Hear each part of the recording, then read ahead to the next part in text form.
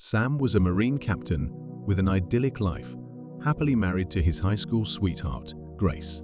Together, they had two beautiful daughters, Isabel and Maggie, who held a special place in Sam's heart. His love for his family was immeasurable, an anchor in his turbulent world. Sam was on the verge of a life-altering deployment to Afghanistan, a mission that would take him far from his beloved family.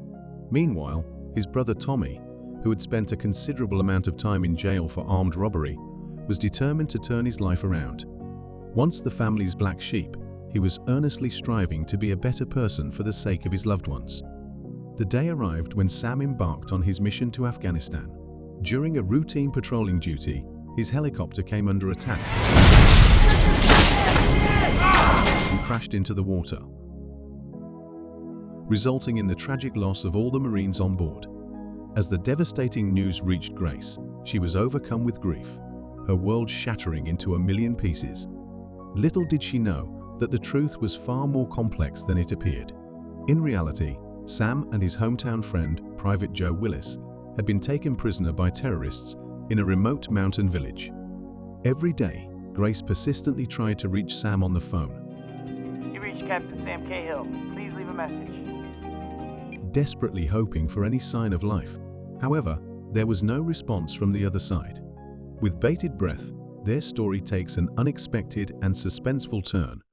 When Tommy arrived at Sam's house with a heavy heart, he was met with the devastating news of his brother's death, delivered by Grace. Enraged and heartbroken, Tommy saw an opportunity for redemption. He began to reconnect with old friends and took on the task of repairing the kitchen for Grace and the children. Over time, Grace's initial hostility towards her brother-in-law faded, and she welcomed him into her family. As the months rolled on, Grace and Tommy found solace in their shared grief, their bond deepening with each passing day. One evening, their mutual mourning gave way to a passionate kiss by the fireside, a moment that ignited unexpected feelings. Although they regretted it immediately and decided not to pursue this uncharted attraction. Gradually, Tommy became a favorite of his nieces, offering a sense of stability in their chaotic world. In the shadow of Sam's absence, Grace found herself gradually drawn to Tommy. His constant presence during her time of mourning and hardship made him a pillar of support. As she navigated through her grief, she realized that she was slowly letting go of Sam and opening her heart to Tommy. Meanwhile, Sam and Joe endured horrifying abuse and torture at the hands of terrorists in Afghanistan.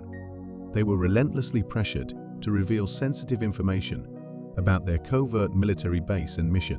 Sam, a bastion of resilience, remained resolute throughout the torment, while Joe, under immense duress, eventually gave in. In a harrowing turn of events, their captors, wielding their weapons menacingly, pressured Sam to kill Joe. Initially, he vehemently refused, but as the terrorists put him under gunpoint and threatened to kill him unless he took Joe's life, he reached a breaking point.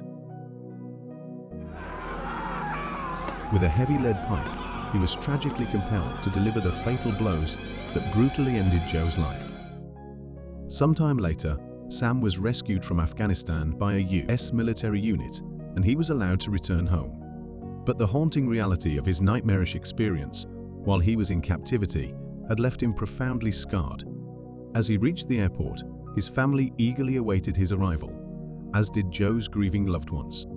Facing Joe's widow, Sam struggled to find the words to explain the truth, weaving a web of lies to shield her from the painful reality. Sam's homecoming was marred by his obvious trauma, causing him to navigate encounters with an icy detachment and paranoid vigilance. He remained steadfast in his silence, refusing to share the horrors he had endured during his time in Afghanistan with his family, concealing the unbearable burden he carried within. Grace couldn't help but notice a profound shift in Sam's demeanor. It was evident that he was struggling to connect with his family, especially with his daughters growing closer to Tommy. What troubled Sam even more was the suspicion gnawing at his mind. He suspected that Grace and Tommy had developed an intimate relationship between them during his absence. Haunted by his past actions, Sam visited Joe's grave. The weight of guilt was heavy on his shoulders. He couldn't come to terms with the fact that he had taken Joe's life. This inner turmoil was wreaking havoc on his mind, casting a dark shadow over his present. During Maggie's birthday celebration, the family gathered around the dinner table. However, the atmosphere was far from festive. Sam's behavior was noticeably off-kilter, his annoyance with Isabel palpable. His patience snapped at Isabel, Enough! and harsh words were exchanged.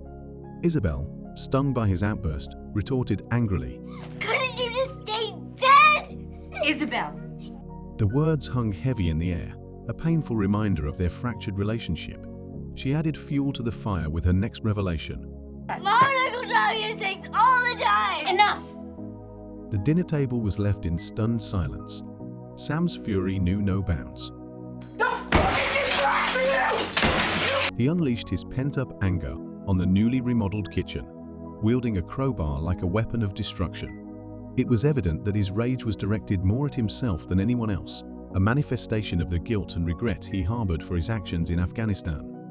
The situation escalated when Tommy arrived, attempting to defuse his brother's violent outburst. But Sam, lost in his storm of emotions, pulled out a pistol on Tommy. The tension was palpable as the brothers faced off in their shattered sanctuary. The police arrived, and after a frantic confrontation, during which Sam held the gun against his head, teetering on the brink of despair, he ultimately surrendered. Sam was subsequently admitted to a mental hospital. Grace came to visit him at the hospital. She made a heartfelt plea, stating that unless he shared what haunts him, he would lose her forever. If you don't tell me what happened, you're not going to see me again. Faced with this ultimatum, Sam finally began to open up to Grace, revealing the agonizing truth of having to take Joe's life while held hostage in Afghanistan. As they embraced, the raw emotion was palpable. Sam wrestled with the question of whether he could ever return to a semblance of a normal life. Can I live again?